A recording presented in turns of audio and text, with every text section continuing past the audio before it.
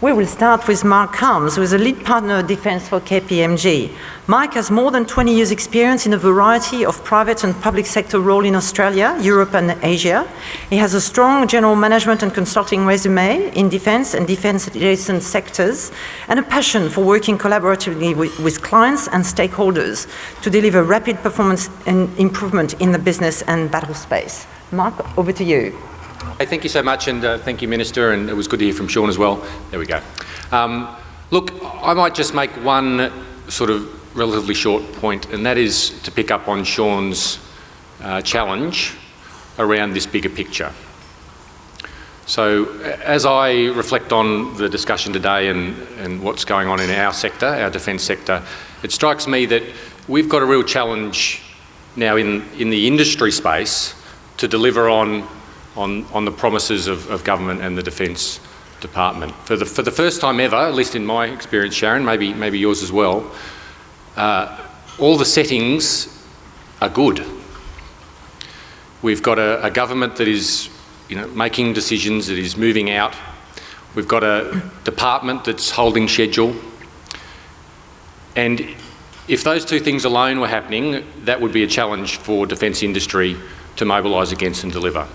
But at the same time, we're turning some of the policy settings around Australian industry content, around our desire to grow an employment story, an advanced manufacturing story.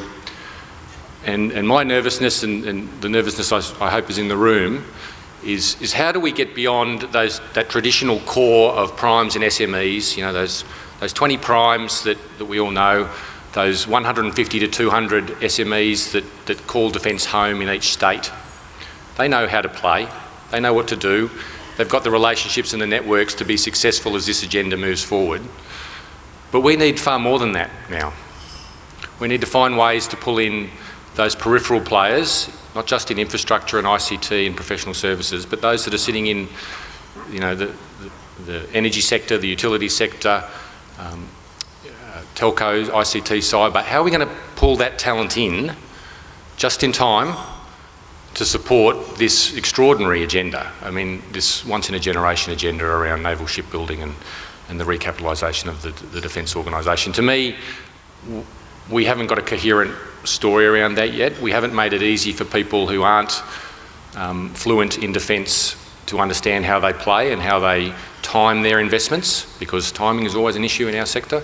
Time your investments to be ready at exactly the right time, not too fast, not too late, to support what happens at Techport or at Henderson or at Mawson Lakes or in one of our fleet bases. That to me is still the hard part, and it relates to Sean's bigger picture, because if we get that right, then we get this beautiful evolving story of the defence investment triggering expansion and growth and economic activity in adjacent sectors.